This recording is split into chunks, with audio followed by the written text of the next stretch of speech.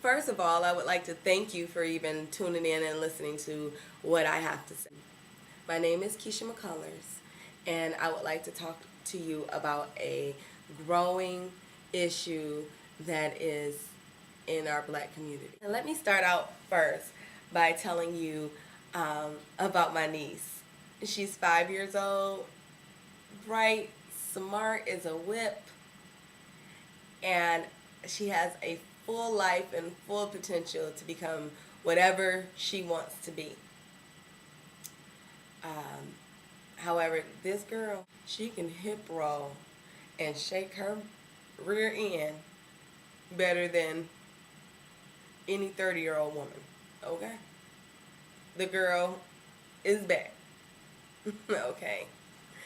And she gets a lot of positive encouragement, from her mother, her grandmother, her aunties, her cousins. They're like, yeah, girl, go out there. Let me see you do that hip roll. Let me see you do that hip roll. And she thinks it's cute. She thinks it's really cute. But the way that she moves her body is not the way a 5-year-old should move her body.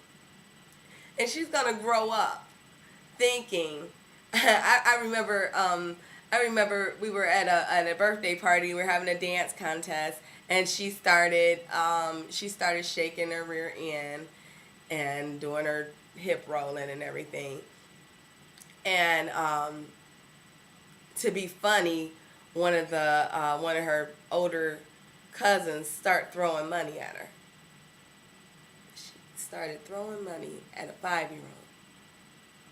And she's going to grow up and she's going to think, wow, I can make money. I can, hip roll and shake it and, maybe do some other things. And this is how I survive without even thinking about education.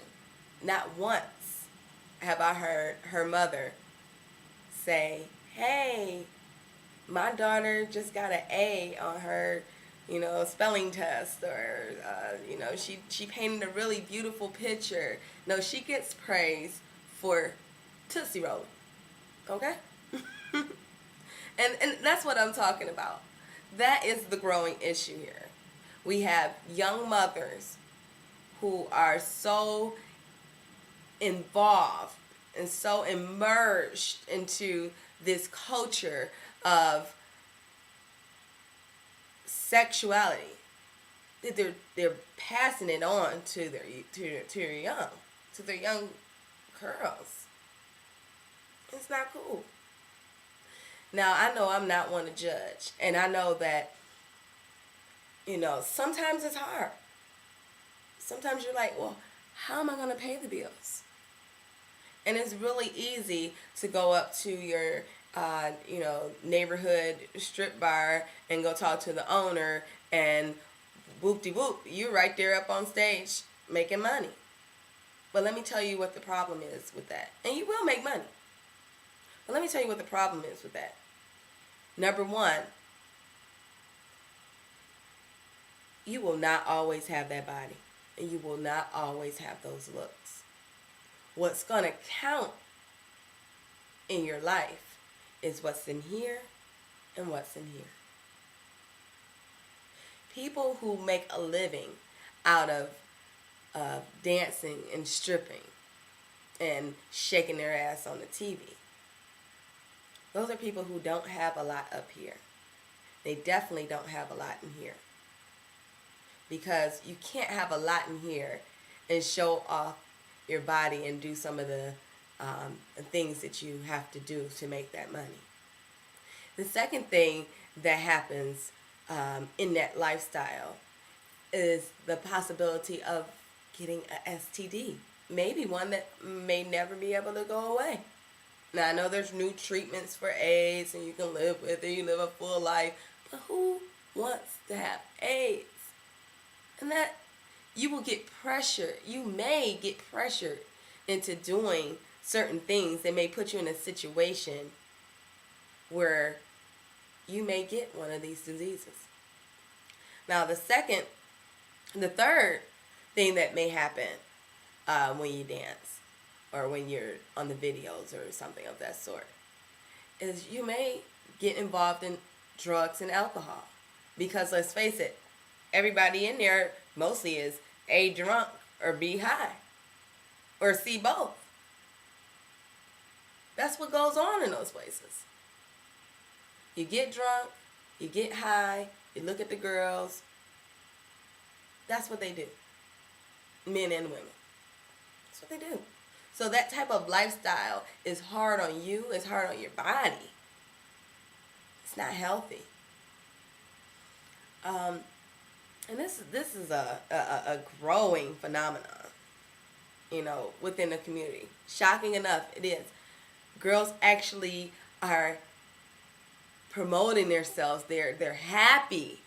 They're like, yes, I'm a stripper. It's cool. And it's not. You can be so much more. You can be so much more than just a display of sexuality. A sexual object, I should say.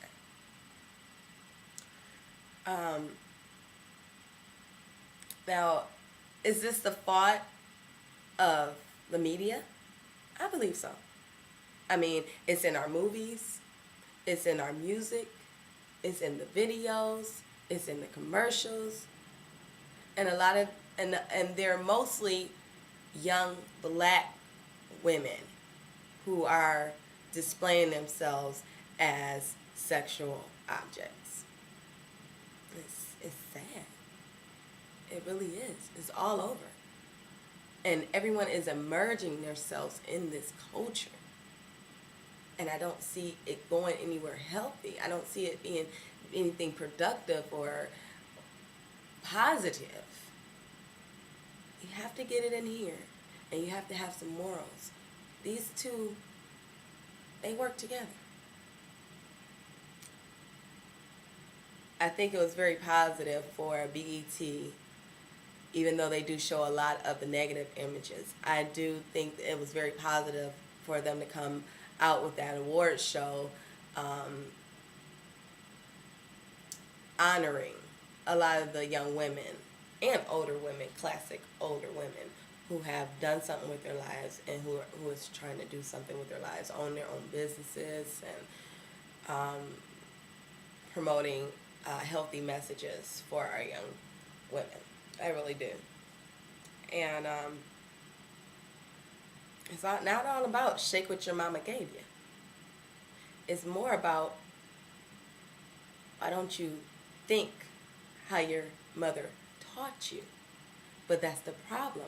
If the mother is not teaching their young how to conduct themselves in a socially formal situation, in a interviewing setting, if you're not teaching your daughter morals, how can we expect to have black women who are doing something positive with their lives? And what kind of contribution can they make to the world?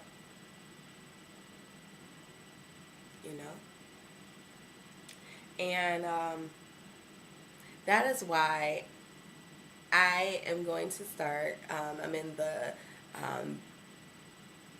the blueprint stages of starting a nonprofit organization called A Class of Our Own. We would be a mentoring program that teaches social etiquette and professional etiquette. What we would do with these girls is some of the ideas that I have is to take these women around Detroit, which is where we're centrally located at, and take them around and let them see positive black women doing the damn thing.